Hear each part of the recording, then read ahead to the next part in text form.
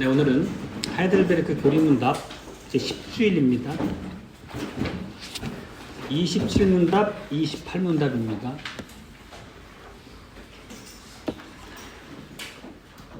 당신은 하나님의 섭리를 어떻게 이해합니까?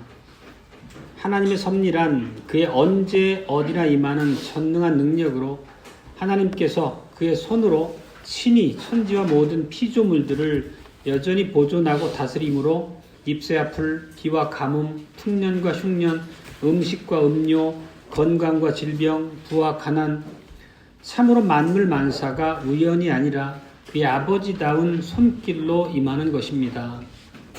28문답입니다.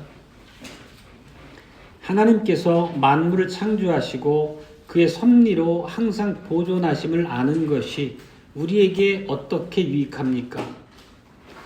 우리는 역경에서 인내하고 형통할 때 감사하며 또한 장래에 대해서는 어떤 피조물이라도 우리의 신실하신 하나님 아버지의 사랑에서 우리를 끊을 수 없으리라고 견고하게 확신할 수 있습니다. 과연 모든 피조물이 완전히 그의 손 안에 있으므로 그의 뜻이 없이는 어떤 일도 일어날 수 없습니다. 네, 오늘은 하나님의 섭리와 관련된 고백입니다. 주 예수 그리스도의 사랑하는 청취자님 여러분,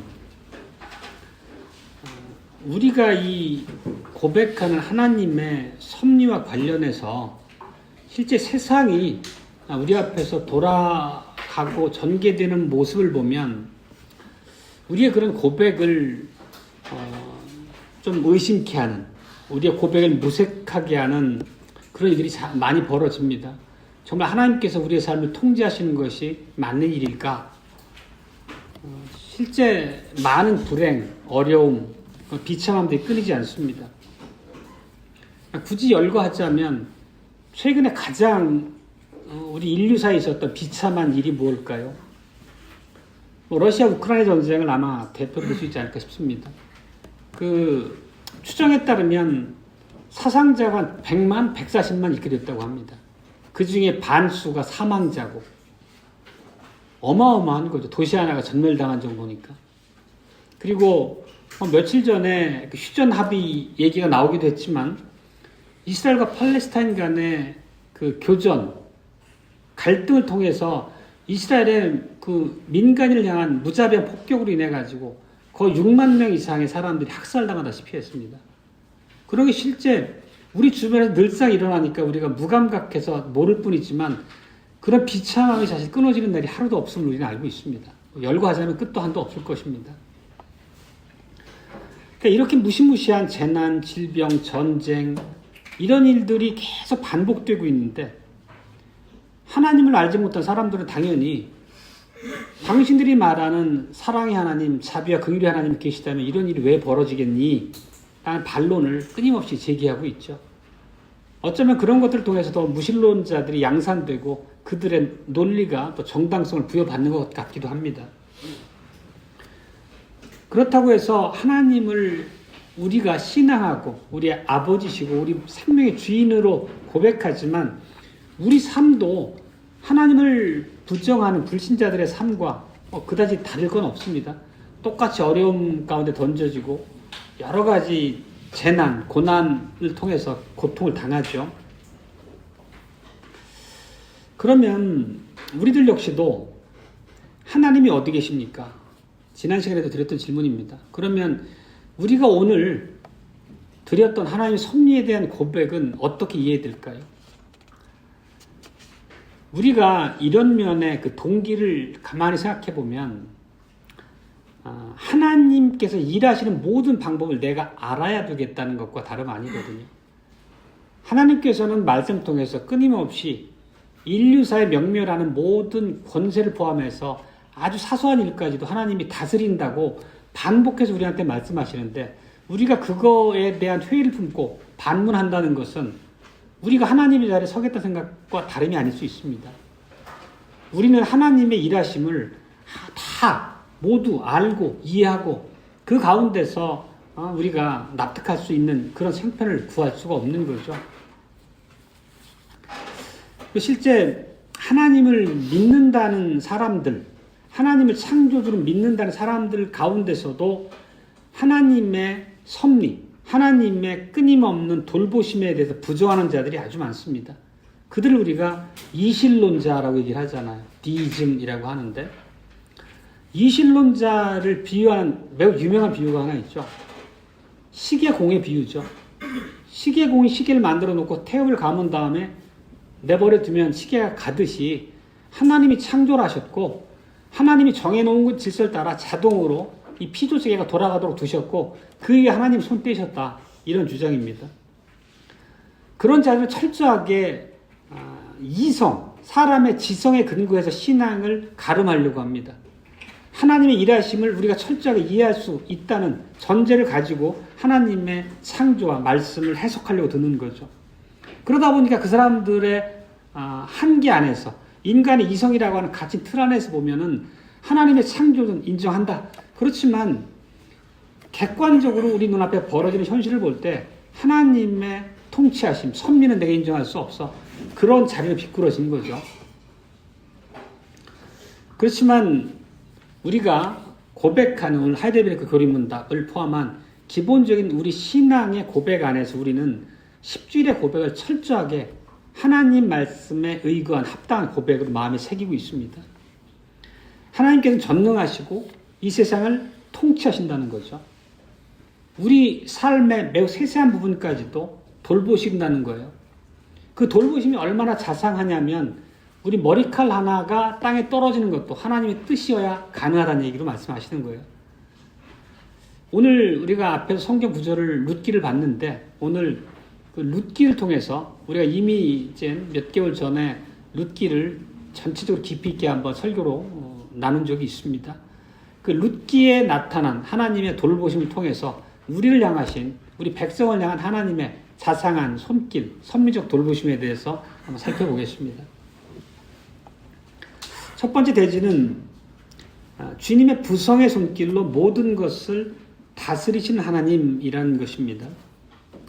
오늘 룻기는 다시 읽었지만 얼마 되지 않은 시간이기 때문에 아주 선명하게 기억하시기 쉽습니다. 룻기는 사사시대의 이야기죠. 사사시대 그러면 사사시대를 한마디로 특징이 있는 유명한 구절이 있죠. 아마 기억하실 텐데요. 사사기 17장 6절입니다. 21장 25절도 동일하고 그때 이스라엘의 왕이 없으므로 사람이 각각 그 소견에 오른 대로 행하였더라. 이 얘기는 언약 백성들이 반복해서 하나님을 거슬러 반역했다는 얘기입니다. 하나님의 명령을 불순종하고 자기 멋대로 자기 나름대로 판단한 근거대로 살았다는 얘기입니다. 그리고 오늘 읽었던 1장에 보면 그 땅에 기근, 가뭄이 임했다는 얘기가 있습니다. 이것은 언약 백성들의 불순종에 대한 하나님의 심판이라고 우리 분명히 이해하고 있습니다. 그 하나님의 언약에 대한 순종의 복, 불순종의 저주에 대해서 매우 선명하게 기록하고 있는 책이 뭔지 기억하세요? 신명기거든요.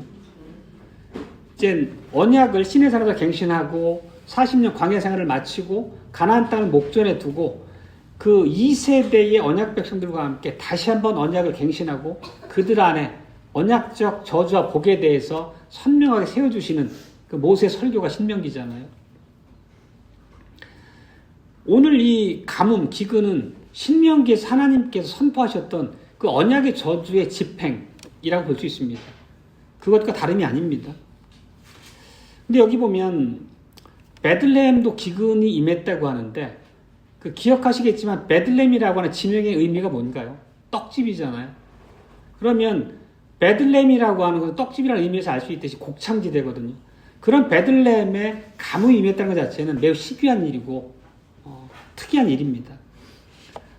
그런데 상황을 더 악하게 만든 것은 모압에는 비가 내렸다는 거예요. 실제 가나안 땅이 있고 가나안 땅의 요단 동편에 모압이 위치하고 있잖아요. 그럼 가나안의 서쪽은 어디예요? 지중해 바다입니다.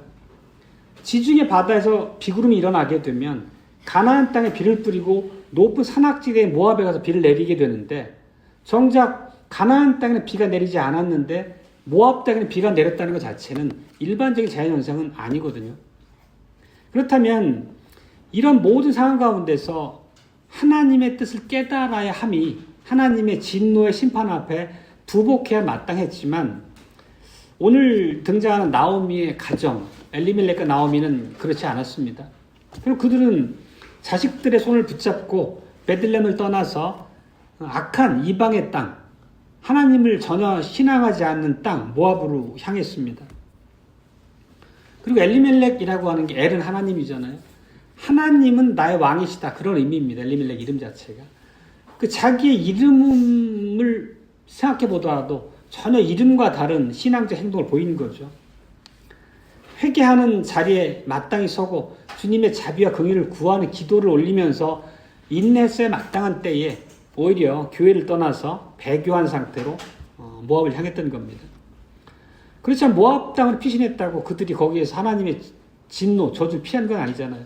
결국 엘리멜렉도 죽고 두 아들도 결혼했지만 얼마 안 가 죽었습니다. 그래서 세 여인만 남았다고 했죠.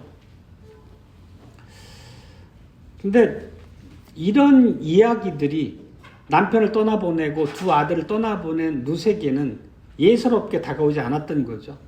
나오미는 어쨌든 평생을 언약의 자녀로 살았던 하나님의 복음과 율법에 대한 기본적인 지식을 갖추고 있는 여인이었잖아요.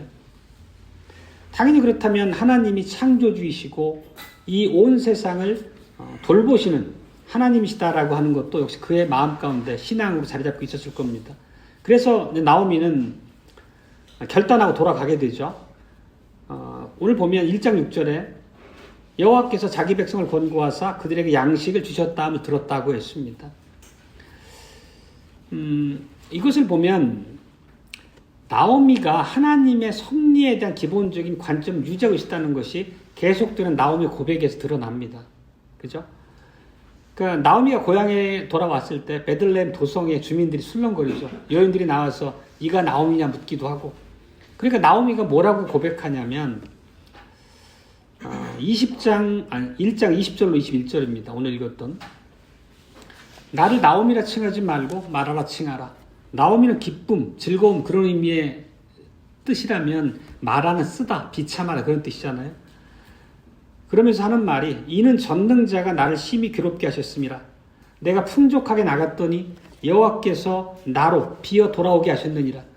여호와께서 나를 괴롭게 하셨거늘 너희가 어찌 나를 나오미라 칭하느뇨. 이 나오미의 반응을 보면 어쨌든 자신의 이 비참과 어려운 형편도 하나님의 손길로부터 임했다는 것을 인정하는 거예요. 하나님의 돌보심이 언약 백성과 함께한다는 그분의 약속을 알고 있었다는 얘기죠. 그렇지만 그 고백이 나오미에게 위로가 되었느냐 하는 것은 전혀 다른 문제입니다. 무슨 뜻이냐면 하면 하나님께서 창조주이시고 모든 언약 백성의 삶을 보존하시고 다스리는 분이라는 걸 믿고 고백하지만 내 삶은 그렇지 못하다고 얘기하고 있거든요. 내 삶은 괴로움으로 가득하다고 지금 원망 어린 말을 덧붙이고 있는 거거든요. 사랑하는 사람이 이렇다는 것이 그 증거죠. 그리고 당시에 홀로 된 여인들은 어려움이 수반되기도 하지만 그 자체가 치욕스럽게 여겼다고 합니다. 뿐만 아니라 단순히 명예 문제가 아니라 삶의 실질을 보더라도 이제 고향 땅으로 돌아왔지만 비참한 생활이 이제 목전에 다가와 있는 겁니다. 돌봐줄 남편, 자식이 없는 거죠. 그렇지만 조금 더 생각해 보면 그 이면에 언약 백성들에게 진실로 비참하고 그들을 가슴 아프게 하는 것은 대가 끊어진다는 거죠. 하나님의 언약 백성 안에서 그들의 이름이 지워진다는 겁니다.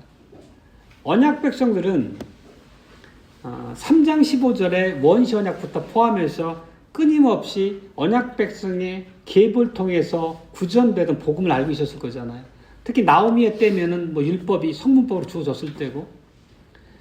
그런데 메시아를 신앙하면서 그분의 오심을 통한 완전한 축복의 때를 기다리고 살아가는 게 큰 기쁨이었는데 정작 자기의 가게가 끊어진다는 것은 메시아를 신앙하고 대망한 것과 무관한 인생이 돼버린다는 의미니까 그 자체가 얼마나 슬픔이고 비참함이었겠습니까? 그래서 자녀가 끊어진다는 것은 그렇게 당대 언약 백성들에게 저주와도 같았던 거죠. 다시 말씀드리지만 나오미는 섭리하시는, 돌보시고 다스리시는 하나님을 믿었습니다. 그런데 자기 자신의 삶을 돌아보건대 자기 자신에게 하나님의 손길은 신실하시고 자비하시고 자상하신 분이 아니었던 거예요. 그러니까 마음속에는 내 이름을 말하라 부르라 하는 것처럼 하나님을 향한 반감, 어떤 대항하는 마음, 그런 심정들이 일어나는 게 어찌 보면 인간적으로는 그럼직합니다. 나오미에게는 전혀 하나님께서 섭리로 모든 백성을 손길로 보존하시는 하나님이라고 하는 고백이 입술로는 고백되지만 전혀 위로로 다가오지 못했던 겁니다. 실제 이게 나오미만의 일이 아니라 우리의 신앙에 그가 돌아온 여정을 돌이켜보더라도 우리가 항상 하나님께서 우리를 돌보신다고 하는 우리가 고백하고 알고 있는 바가 나에게 힘이 되고 위로가 되었냐를 생각해보면 아마 지금 나오미의 심정의 일정 부분은 우리에게 이해가 되고 공감이 될 것입니다. 그럼에도 불구하고 믿음의 자세가 어떤 것이냐는 것은 별개로 치더라도 그렇다는 말씀이죠. 우리는 오늘 고백에서처럼 당연히 우리가 다양한 양상, 여러 가지 모양으로 인생에서 어려운 때도 겪고 고난과 참으로 큰 시련의 시간을 보내기도 하지만 그럼에도 불구하고 우리는 이렇게 고백합니다. 전능하신 하나님 아버지, 창조주를 믿습니다. 그리고 그 하나님께서 영원하신 경영과 섭리로 내 삶에서 일어나는 세상 일을 완벽하게 통제하십니다. 이렇게 고백하잖아요. 그게 하나님의 말씀의 가르침을 요약한 거잖아요. 이제 고백으로. 그러면 우리는 하나님의 말씀 안에 창념을 해야 되겠죠. 만약 하나님의 통치가 없다면 어떤 일이 벌어지겠습니까? 하나님의 통치가 없어진다는 얘기는 타락한 인간의 이 부패한 죄성을 그냥 고삐 풀린 망아지처럼 놔둔다는 얘기잖아요. 그럼 세상이 어떻게 되겠습니까? 타락한 본성은 기본적으로 이기적입니다. 남들을 해쳐서라도 내 이익을 극대화하는 게 그들의 본성이잖아요. 근데 하나님께서는 그 죄악된 본성을 우리 안에 양심을 통해서 우리를 제압하시고 도덕률 안에 우리 순종의 자리로 하나님을 고백하는 신자가 아닐지라도 일정한 정도 하나님의 뜻과 돌보심 안에서 일반 계시의 영역으로 보존이 되잖아요. 근데 그런 하나님의 손길이 제거된다는 얘기는 참으로 아비귀환의 지옥 같은 세상이 펼쳐지겠죠. 그걸 볼 수 있는 게 홍수 이전의 세상이잖아요. 홍수 이전의 세상이 어땠냐면 생각하는 모든 것이 세상의 죄악이 세상에 관영하고 그 마음의 생각의 모든 계획이 항상 악할 뿐임을 보시고 하나님께서 대홍수 쓸어버리셨잖아요. 악이 창궐한다는 얘기잖아요. 실제 하나님께서 만약에 섭리하시는 손길로 우리를 돌보시고 세상의 불신자들의 영역까지도 다스리지 않으면 세상이 이렇게 변할 거라는 거죠. 칼빈도 기독교학의 제일 마지막이 뭔가요? 사권 20장이 세속 정부인데 거기에서 이런 세속 정부에게 법과 형벌이라고 하는 칼의 권세를 주어서 세상이 안정되게 다스려지는 것 자체가 하나님이 우리를 돌보시는 방법의 하나라고 은혜로서 고백하는 바가 있습니다. 이렇게 하나님의 섭리가 우리에게 믿어지든 안 믿어지든 성경이 말씀하고 가르치는 바는 하나님의 다스림의 결과로 우리가 이렇게 안녕 가운데 신앙생활을 할 수 있는 거고 우리가 하나님을 향한 우리의 믿음이 견고하게 자라가는 그 여건 자체가 우리한테 제공이 되는 거죠. 그리고 홍수가 끝나고 하나님께서는 노아와 더불어 언약을 하셨죠.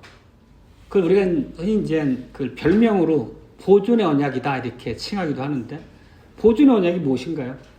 내가 다시는 이 땅을 홍수로 심판하지 않을 것이다. 이 땅이 존재하는 한은 내가 밤과 낮 사계절이 있게 돌보겠다 이런 말씀을 하셨잖아요. 그 말씀대로 지금 세상은 하나님의 약속하에서 하나님의 돌보심 가운데서 이렇게 안정되게 지켜지는 것입니다. 그리고 그 노아 이후 그 하나님의 돌보심에 대한 언약이 신실하게 펼쳐지고 있기 때문에 성경에 보면 하나님의 돌보심, 하나님의 보존하심에 대한 많은 고백들이 반복해서 있습니다. 뭐 두어 구절을 보면 우리가 잘 아는 구절들입니다. 마태복음 10장 29절로 30절은 하나님의 뜻이 없이는 우리 머리칼 하나도 떨어지지 않는다. 참 이것처럼 하나님의 돌보심을 매우 선명하게 우리한테 이렇게 이해시켜주는 구절은 없는 것 같아요. 모든 피조물 중에 어느 하나도 아주 소소한 것까지도 하나님의 철저한 돌보심 안에 있다는 얘기잖아요. 그리고 바울도 우리가 살고 기동하고 우리 존재가 유지하는 것 자체가 하나님 안에서라고 헬라인들에게 그렇게 가르쳤습니다. 우리 교리문답에서 고백하는 바가 바로 그 내용이거든요. 하나님께서 만물을 통제하신다. 그걸 이렇게 표현하고 있습니다. 잎새와 풀, 비와 가뭄, 풍년과 흉년, 음식과 음료, 건강과 질병, 부와 가난, 참으로 만물 만사가 우연이 아니라 그의 아버지다운 손길로부터 임하는 것입니다. 근데 여기 보면 좋은 것만 얘기하고 있지 않습니다.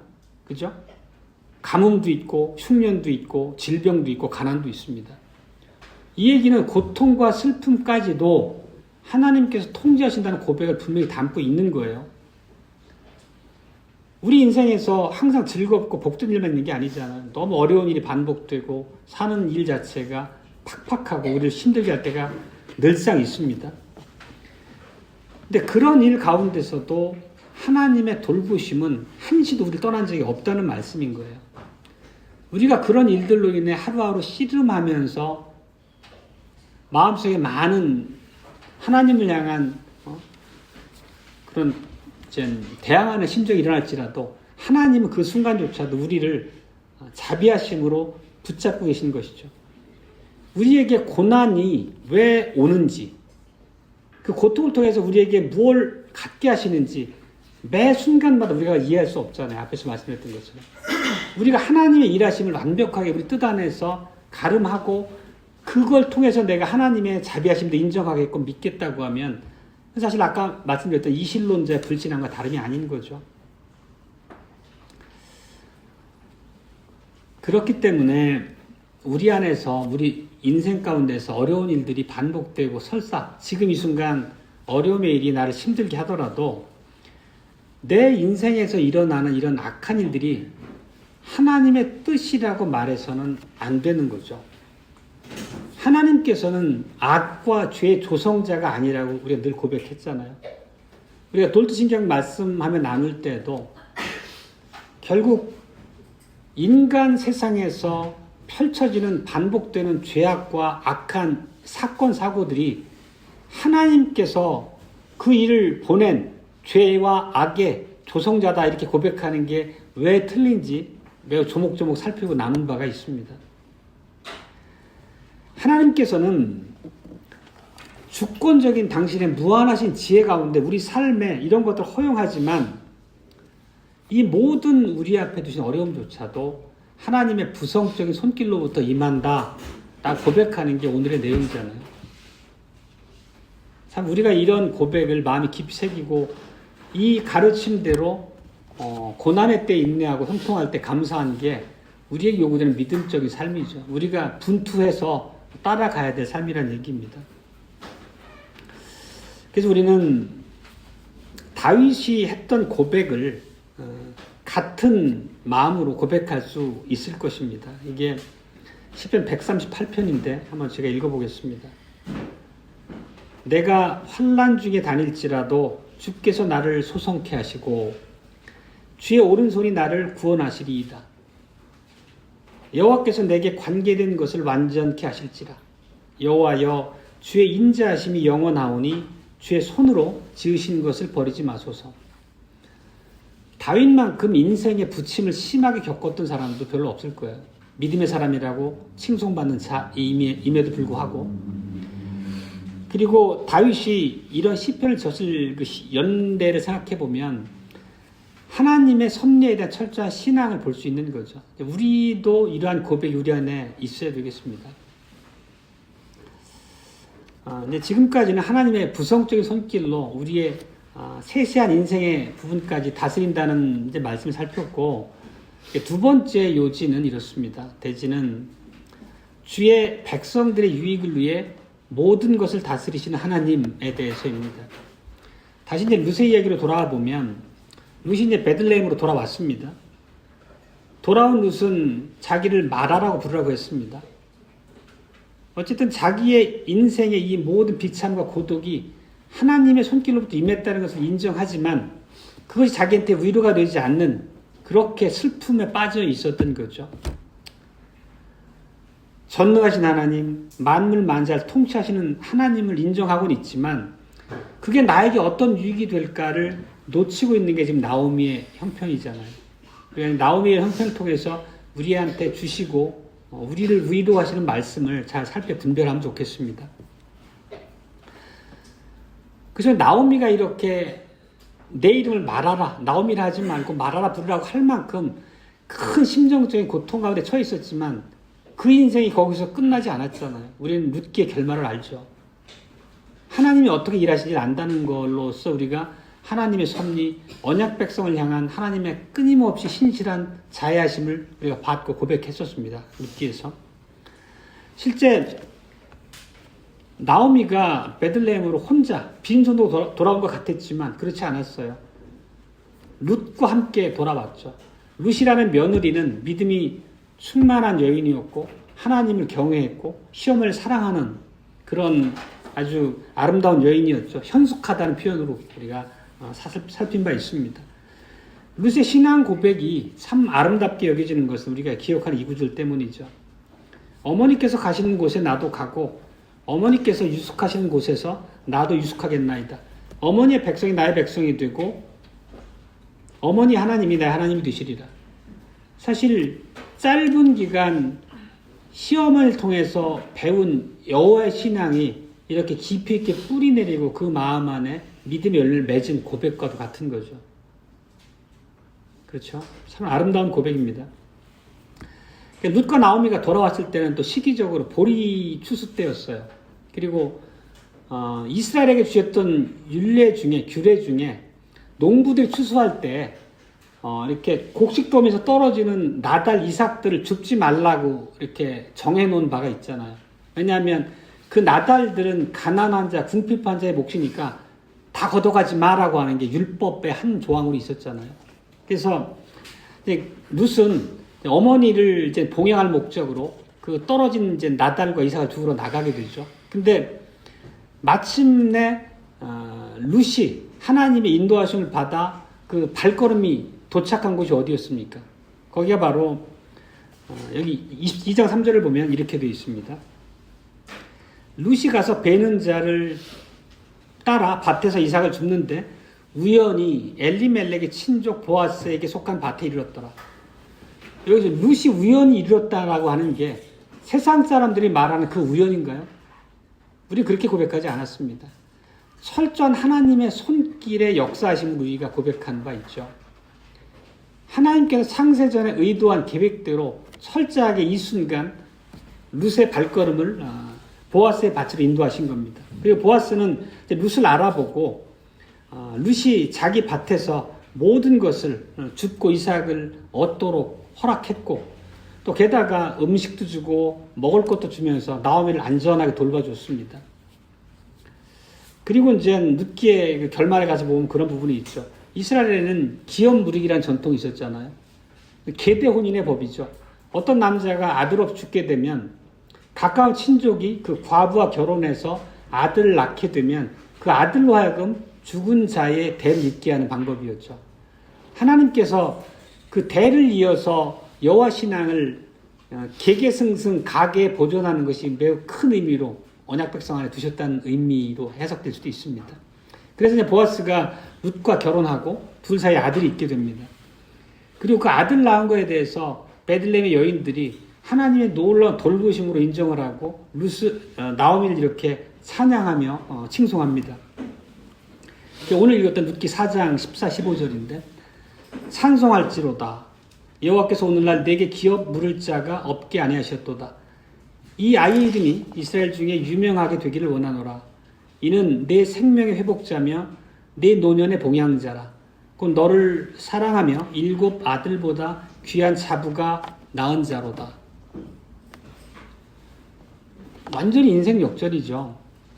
나오미가 처음에 베들레헴에 돌아왔을 때 빈손이었습니다. 생계도 막막했고 자손의 소망은 없어서 대가 끊어진 그런 저주의 집안으로 스스로를 이렇게 가슴 아파했고 실망했었는데 전혀 다른 모습으로 하나님께서 모든 삶의 형편을 돌아 회복시켜 주셨습니다. 게다가 룻을 통해 얻은 나오미의 아들은 그냥 일반적인 언약 백성의 한 사람으로서가 아니라 하나님께 매우 귀하게 쓰임받는 계보의 한 당사자로 오잖아요. 오벳은 오늘 고백처럼 이새의 아버지였고, 이새는 바로 다윗의 아버지니까 오벳이 다윗의 할아버지였다는 거죠. 하나님께서는 버림받았던 것 같은 엘리멜렉의 가정에다가 언약 백성을 다스릴 신실한 왕 다윗이 오게 하는 계보로 축복하신 거예요. 우리가 하나님의 놀라운 일하심을 이제 살폈던 바가 있잖아요. 다 기억하시겠죠. 근데 궁극적으로는 그 다윗을 통해서 우리 주님 예수께서 오시기 때문에 메시아에 대한 약속의 성취도 바로 이 계보를 통해서 이루어 가신 거잖아요. 이런 것에서 우리는 오늘 하델베르크 10주일의 고백처럼 하나님께서 얼마나 우리의 생각과 뜻과 이해를 초월해서 하나님의 놀라운 역사를 이루어 가시는지를 살펴보고 동일한 은혜로 역사하는 우리 삶에도 일하시는 하나님을 인정하고 바라봐야 하겠다는 의미입니다. 하나님께서는 나오미의 삶에서 악을 선으로 바꿔주시고 슬픔을 기쁨으로 바꿔주셨습니다.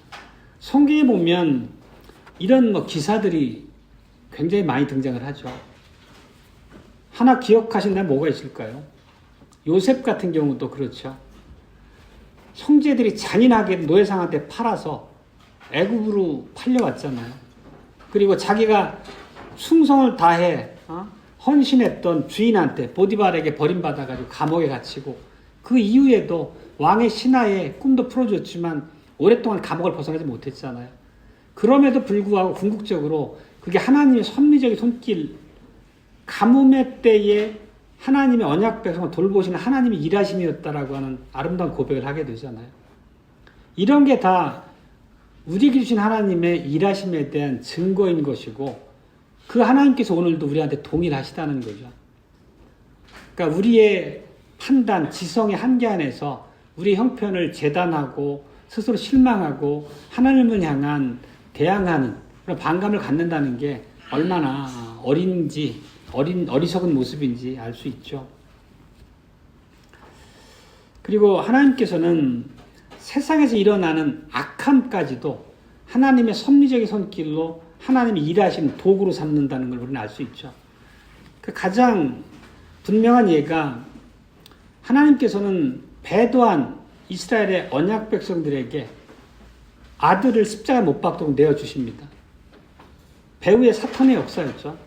사탄은 득의양양 자기가 승리한 줄 알았겠지만 하나님께서는 법 없는 자들의 손에 예수 그리스도를 내주어서 십자가 못 박힌 바 되게 했지만 결국 하나님께서는 그 비극적인 악한 일을 돌이키셔서 도구 삼아서 하나님의 모든 택한 자들을 위한 하나님의 구속의 방법으로 열매 맺으셨잖아요. 그리고 오전에도 그 얘기를 사도행전을 많이 살펴봤지만 우리가 사도행전에 읽다 보면 그 예수님 십자가 못 박았던 그 유대인들이 유대 지도자들이 회개하고 돌이켜가지고 복음을 믿지 않았다는 걸 알잖아요. 그들 끊임없이 교회를 핍박했죠. 그래서 야고보 사도를 죽이고 스데반을 죽이고 그래서 그들의 순교를 통해서 큰 환란이 예루살렘 교회에 임했을 때 예루살렘 교회는 다 흩어지잖아요. 사방으로. 온 유대로 흩어지고 사마리아로 흩어지고 이방 땅으로 흩어지고 어찌 보면 하나님을 신앙하는 자들에게 닥친 그런 환란이라고 하는 게 큰 슬픔이었고 비극이었고 하나님 왜 이러십니까? 할 만했지만 그 결과는 하나님께서 뜻하신 바대로 모든 복음이 교회가 이방 땅에 심겨지는 아름다운 결과를 맺었잖아요. 이게 이제 하나님께서 일하시는 방식이라고 성경에서 우리한테 끊임없이 말하고 있는 거죠.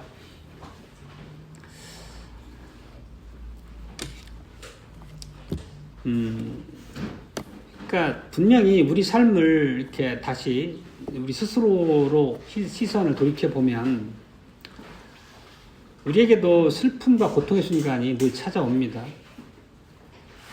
아마도 우리는 다 연약함이 없을 수 없고 내가 닥친 모든 일 가운데서 어려움이 가중되고 뜻한 바는 의도대로 진행이 되지 않고 그런 순간에는 우리 신앙도 큰 회의에 빠지고 시련에 빠질 때가 있을 겁니다.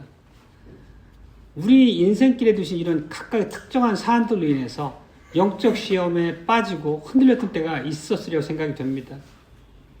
하지만 지금 돌이켜보면 그런 일들이 우리에게 완전히 무익했던 것만은 아니라는 생각도 갖게 되지 않으십니까? 결국 지금 와서는 그런 일이 있음에도 불구하고 결국은 나를 돌보시고 현재의 믿음의 자리에 아름다운 복음의 내용이 설교로서 선포되는 이 자리에 우리를 앉혀두셨습니다. 그 모든 과정이 선하게 합력하여 우리를 향한 하나님의 손길로 열매 맺고 있는 거죠. 그래서 오늘 보면 이제 우리가 이런 우리 인생에서 역사하신 하나님의 손길을 통해서 하나님은 일을 하고 계신 거죠.